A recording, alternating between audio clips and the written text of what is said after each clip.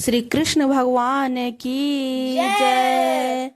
ब्रह्मा जी ने कहा, हे मुनि श्रेष्ठ, गंगा जी तभी तक पापनाशिनी है जब तक प्रबोधिनी एकादशी नहीं आती। तीर्थ और देव स्थान भी तभी तक पुण्य स्थल कहे जाते हैं जब तक प्रबोधिनी का व्रत नहीं किया जाता। प्रबोधिनी एकादशी के व्रत से 1000 अश्वमेघ एवं 1000 राजस्व यज्ञ करने का पुण्य फल होता है।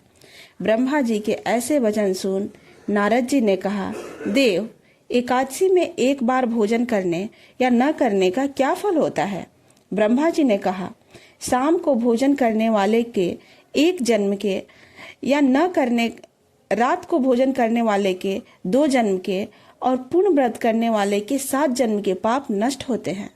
महान दुर्लभ एवं अप्राप्य वस्तु भी इस प्रबोधिनी एकादशी के व्रत के पुण्य के प्रभाव से निसंदेह प्राप्त होती है।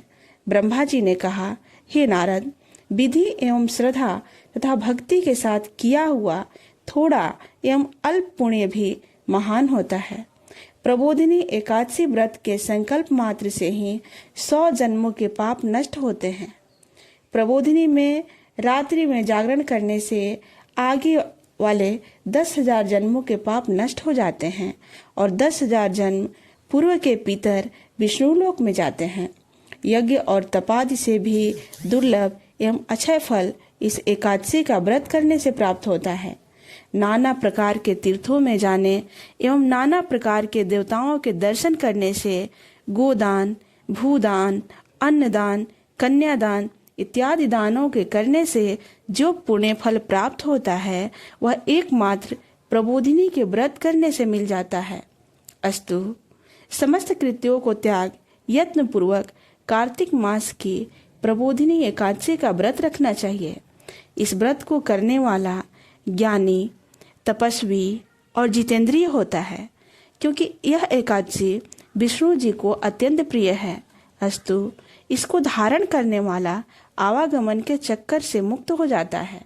उसके कायिक, वाचिक एवं मानसिक सभी पाप नष्ट हो जाते हैं।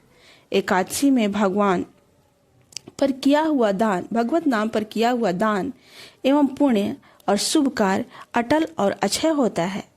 इस व्रत के करने वाले पर भगवत कृपा होती है और वह विश्व में विशुद्ध हो जाता है।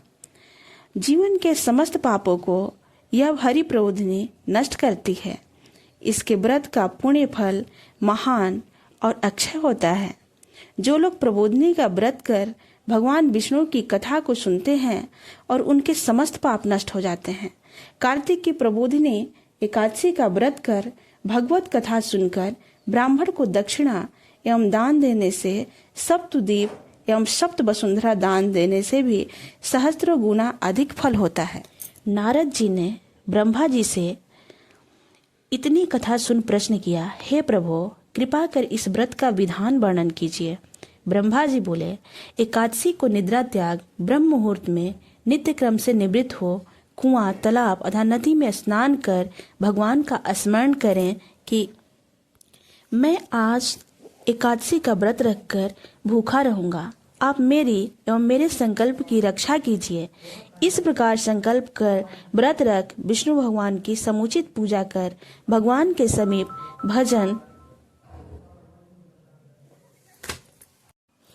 एवं कीर्तन करें तथा रात को जागे। कंजूसी को छोड़कर नाना प्रकार के सुगंधित पुष्पों एवं सुस्वादु फलों से भगवान का पूजन करें। शंख आदि भगवान का अर्घ दें। अगस्त पुष्प द्वारा पूजन करने वाले एवं बिल्व पत्रों से पूजन करने वाले अनायास ही मुक्ति लाभ करते हैं।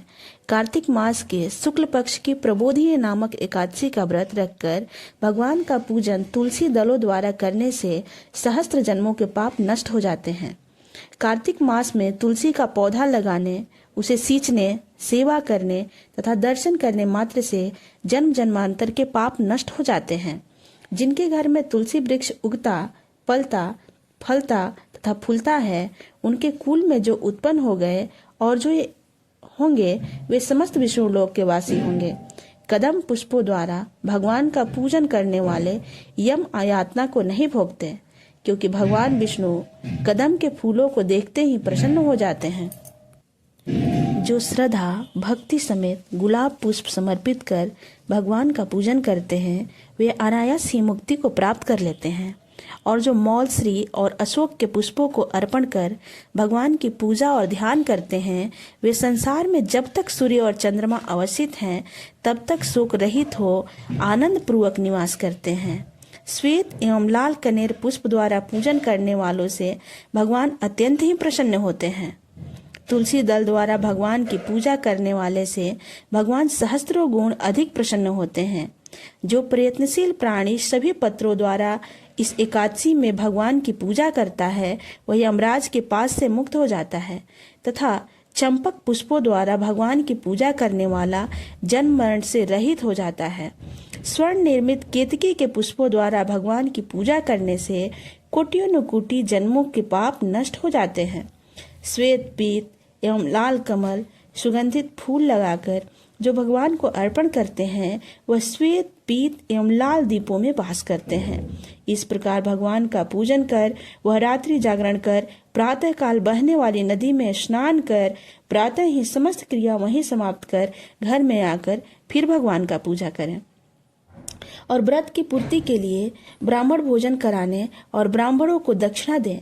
मीठे वचनों से उनकी विनय कर गोदान अन्नदान इत्यादि दें, उन्हें संतुष्ट करें। भगवान को प्रसन्न करने के लिए ब्राह्मणों को भूयसी दक्षिणा दें। उन्हीं के सामने व्रत को समाप्त कर पारण करें और यथाशक्ति ब्राह्मणों को दक्षिणा दें। रात में कथा सुनाने वाले एवं कीर्तन करने वाले ब्राह्मणों को भली प्रकार सुवर्ण युक्त बैलों की जोड़ी का दान करें। धात्री से स्नान करने वालों को दही और मधु दान करना चाहिए। तेल के स्नान में घी और घी के स्थान पर दूध का दान करना चाहिए। भूमि पर शयन करने वाले को सया दान करना चाहिए। मौन व्रत धारण करने वालों को सोना और तिल देना चाहिए। केश धारण करने वाले को दर्पण दान करना चाहिए। जूता न पहनने वाले को जूता दान करना चाहिए। देव मंदिर में दीपक जलाने वाले को सोने और तांबे का दीपक धृत सहित दान करना चाहिए। जो दिन के अंत में रस भोजन करने वाले हैं उनको स्वर्ण एवं वस्त्रालंकार समेत 8 घड़े दान करना चाहिए। यदि पूर्व कथित दान करने की शक्ति न हो तो ब्राह्मणों को वचनों द्वारा संतुष्ट करना चाहिए। चतुर्मास में त्यागी हुई वस्तुओं के पुनर्ग्रहण करने से उपयुक्त रीतिनुसार दान करना चाहिए।